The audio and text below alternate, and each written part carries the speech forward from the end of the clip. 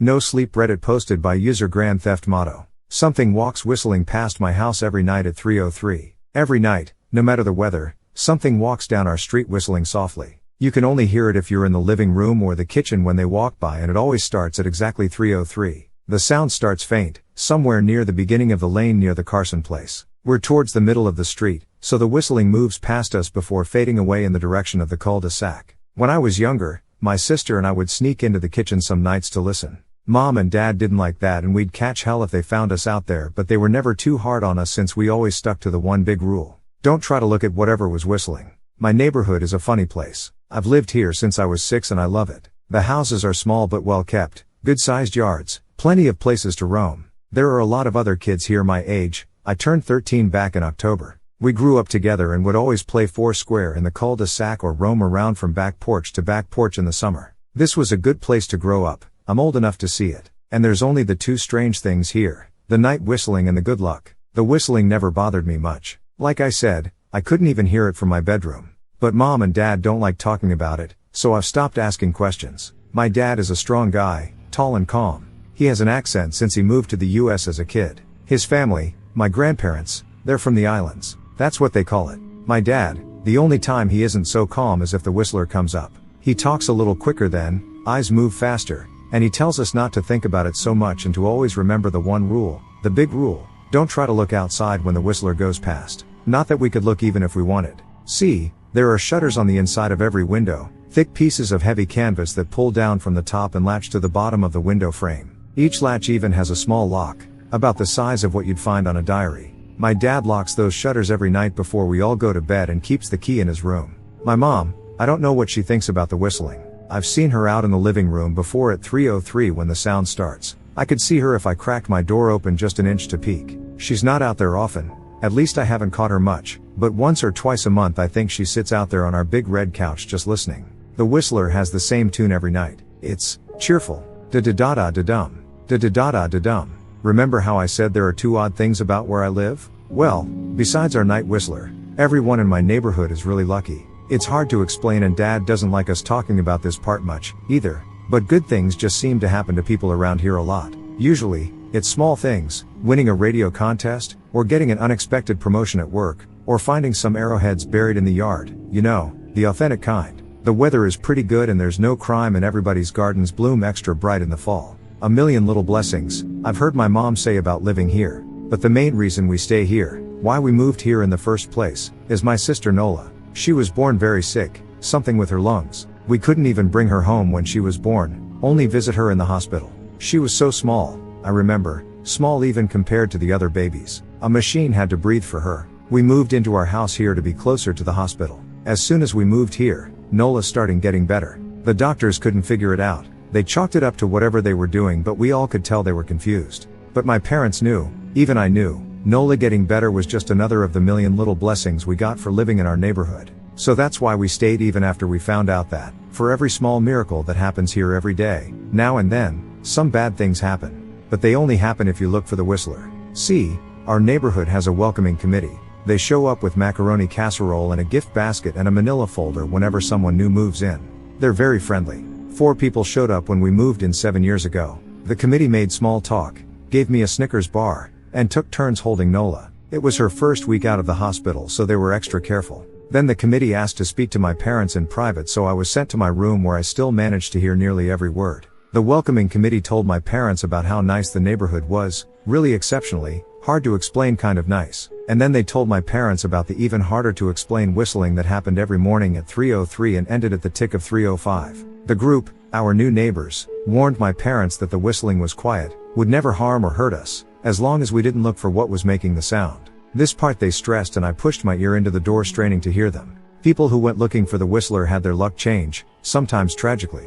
A black cloud would hang over anyone that looked. Anything that could go wrong, would. The manila envelope the committee brought over contained newspaper clippings, stories about car crashes and ruined lives, public deaths and freak accidents. Not everyone dies, I heard the head of the committee tell my dad. But the life goes out of them. Even if they live, there's no light in them ever again, no presence. And quat. My mom, I could tell she wasn't taking it seriously. She kept asking if this was some prank they play on new neighbors. At one point my mom got angry, accused the committee of trying to scare us out of our new home, Asked them if they were racist on account of my dad being from the islands. My dad calmed her down, told her he could tell our new neighbors were sincere and they were just trying to help us. He explained that he grew up hearing these kinds of stories from his mom and that he knew there were strange things that walked among us. Some of those strange things were good and some were bad, but most were just different. After the committee left, Dad went out to the hardware store, bought the canvas blinds, the latches, and the locks and installed them on every window in the house after dinner. That first night in our new house, I crept out of my room at 3 a.m. only to find my dad awake sitting on the living room couch, holding my baby sister. My dad held up his finger in a shh motion but patted the couch next to him.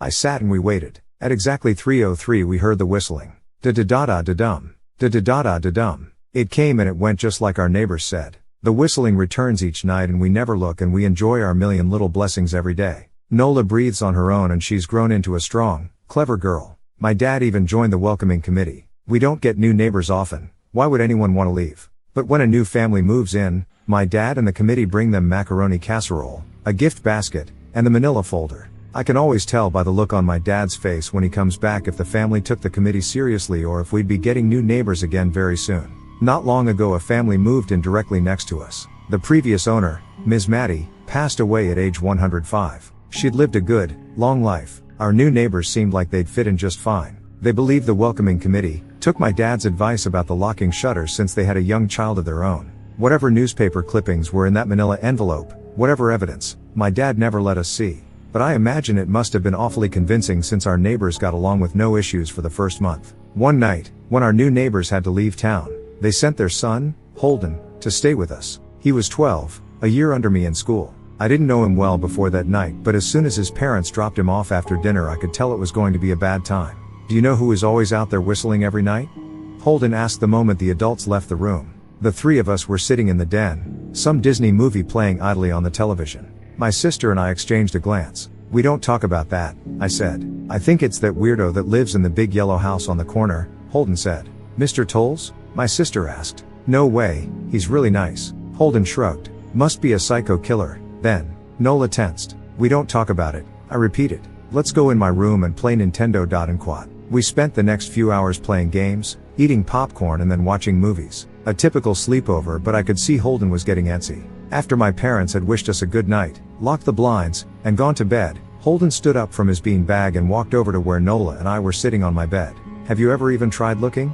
He asked. It's nearly time. Like most sleepovers, we'd conveniently ignored any suggestion of a bedtime. I was shocked to see he was right. It was almost 3 a.m. I sighed. We don't. See, I can't even try to look because my dad locks the blinds every night and hides the key, he continued, ignoring me. So does our dad, said Nola. No, replied Holden. No, he doesn't. You saw him do it, I said, a little sharper than I meant to sound. Holden grinned. Your dad locks the blinds, yeah, but he doesn't hide the key. He keeps it right on his normal keychain. So? I asked, worried I already knew what he would say next. Because I had noticed that my dad didn't bother hiding the key anymore after all of these years. Because he knew we took it seriously. So, after your dad locked up but before your parents went to bed, I went to the bathroom. And on my way, I may have peeked into their room, and I may have seen your dad's keychain on his nightstand, and I maybe went and borrowed the key to blinds. Nola and I stared and his grin only grew wider. You're lying, I said. Holden shrugged. You can check if you want. Just open your parents' door and look, you'll see his keychain right there on the nightstand. Stay here, I told both of them. Don't move a muscle. I hurried over to my parents' room but hesitated at the door. If Holden wasn't lying, my dad would be angry. Beyond angry. I was scared thinking about it. But more scared of an open window with the whistler right outside.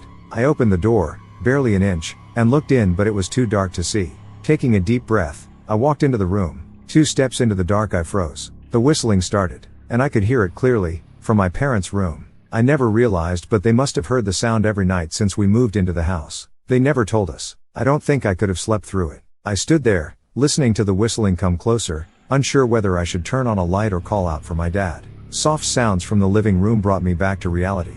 Nola, I yelled, running out of my parents' room. Holden and Nola were standing near the front door next to a window. Holden wasn't lying. I could see him fumbling with the lock on one of the blinds. I heard a click. He did have the key. Holden let out a quick laugh. Nola stood next to him, hunched up, afraid but maybe curious. The whistling was right outside our house now. I think I made a sound, called out. I can't remember. Time felt frozen, clock hands nailed to the face. But I found myself moving. I'm not fast, I've never been athletic. Somehow, though, I covered the space between myself and Nola in a moment. My eyes were locked on her, but I heard Holden pull the blind all the way down so it could release. I heard the snap of it start to raise, and I heard the whistling just on the other side of the window. But I had my arms around Nola and I turned us so she was facing away from the window. At the same time, I jammed my eyes shut. The blind whipped open. The whistling stopped. I felt Nola shaking in my arms. "Don't look, okay?" I told her. "Don't turn around." We were positioned so that she was facing back towards the hallway and I was facing the window. My eyes were still closed. I felt her nod into my shoulder. I reached out with the arm not holding Nola and tried to touch Holden. My hand brushed against his arm. He was shaking worse than Nola. "Holden?" I asked. Silence. I reached past him and gingerly felt for the window, eyes still sealed shut. The glass was cold against my fingertips, colder than it should have been for the time of year. I moved my hand up the window, searching for the string to the blind. The glass began to get warmer the further I reached and there was a gentle hum feeding back into my fingertips. I tried not to think about what might be on the other side of the window. Finally, I touched the string and yanked the blind shut. I opened my eyes. In the dim light leaking out from the kitchen, I could make out Holden, pale and small, staring at the now closed window. "Holden?" I asked again. He turned towards me and he screamed. Everything became a flurry of motion. Lights sparked to life in the hall, then the living room. My parents' footsteps thudded across the hardwood floor. I didn't turn to look back at them. My eyes were glued to Holden. He was pale, had bit his lip so hard there was a thin red line of blood running down his chin and he'd wet himself. "What happened?" my dad asked from behind me. I managed to swivel away from Holden and look back. He looked. I'd never seen my dad scared before, but I saw it that night. In that moment, an old, ugly terror stitched on his face. A parent's fear. "Just Holden?" he mouthed to me. I nodded yes. My dad let out a breath. He looked so relieved I nearly expected him to cheer. But then he turned to Holden and my dad's face changed. I wondered if he felt bad for feeling good that Holden was the only one that looked. There was a knock at the door. We all froze. Holden whimpered. "Don't answer it," my mom said. She stood at the threshold of the hall. I'd always thought she was a skeptic and just humored my dad about the windows and the whistler, but that night we were all believers. I noticed that both of my parents held baseball bats they must have taken from their bedroom. The knock came again, a little louder this time. "Please don't open the door," Holden whispered. My dad walked over to him, hugged him close. "We won't," my dad promised, still holding his bat. "Nothing is coming in here tonight." And quad. Thud thud thud. This time the knocking was loud enough to rattle the door. Holden screamed again and Nola clutched her arms around my neck. My mom came over and knelt down next to us, wrapping my sister and me close. Thud thud thud. "Call the police," my mom whispered to my dad. The knocking instantly stopped. My dad looked over his shoulder at us. "Do you think?" He was cut off by frantic knocking that trailed off to a polite tap tap tap. "Police," something said from the other side of the door. The voice from outside sounded exactly like my mom, like a parrot repeating the words back to her. "Police. Call. The police." Tap tap tap. "Police." My mom pulled us closer. "Police. Police. Police. Police. And quad. "Please stop," I heard her whisper. "I don't think calling them will help," my dad said. "How will we know when they're the ones at the door?" And quad. The knocking came back harder than before. The door shook. Then it stopped. After a long moment, I heard the knocking again, but it was coming from our back door. We all turned together towards the back door, but the knocking immediately returned to the front door. Front to back to front, loud then quiet then loud again. Suddenly, the sound was coming from both doors at once, big, heavy blows like a sledgehammer. Then something started rapping against all of the windows in the house, then the walls. It was like we were living inside a drum with a dozen people trying to play at once. Or we were a turtle and something was attempting to claw us out of our shell. "Stop!" Holden yelled. The knocking died. "I won't tell," Holden said, staring at the door. "I promise I won't tell anyone what I saw. Just please go away." And quad. We waited for nearly a minute. Then we heard it, a soft tap tap tap coming from the window Holden had looked through earlier. Holden started to cry, sobbing like a prisoner watching gallows being built outside their cell. My dad held him, brushed his hair but never lied to him, never told him things would be okay. The tapping at the window went on for the rest of the night. We huddled together in the living room for I don't know how long. Eventually, my mom tried to take us kids into my room while my dad stayed to watch the door. But the second we moved into my bedroom the knocking came back, so loud it was possible to ignore. I was afraid the door couldn't take it. We went back to the living room and the knocking stopped. Only the tap tap tap on the window remained. None of us slept that night. The tapping stopped around 7 a.m. That's about the time the sun comes up here. We waited another 2 hours before my dad opened the blinds from one window. He made us all go back to my parents' bedroom first. I heard him open the door then come back in. "Okay," he told us. "It's done." Holden's parents came back around lunchtime. My mom and dad walked Holden over to his house and they all went inside for quite a while. Nola and I watched from the window. She stuck to me the whole day, right at my side, sometimes holding my hand. When my parents came back they looked grim but wouldn't tell us what they said to Holden's family. It was a Sunday so we all spent the day together, ordered pizza and watched movies. That night everyone slept in my room, Nola and my mom in the bed with me, my dad in a chair he'd pulled over. There was no knocking that night or any night since. We didn't see much of Holden or his parents for the rest of that week, but by Thursday there was a moving truck in their driveway. Nola and I watched them packing up the whole afternoon after school. What sticks with me most is how tired Holden and his parents looked. All three had the same pallor, grim mouths and lightless eyes. Even from across the street I could tell something was very wrong. Holden and his family were gone before sunset. I remember what the original welcoming committee said to my parents when we moved in.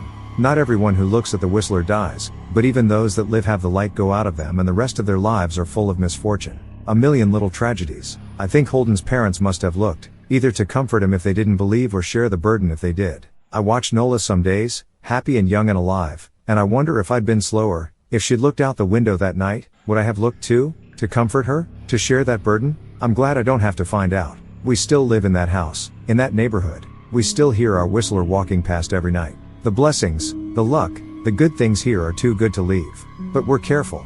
We don't have friends over to spend the night anymore. And my dad hides the key to the blinds very, very well. Not that I've gone looking. Some things you just don't need to look for.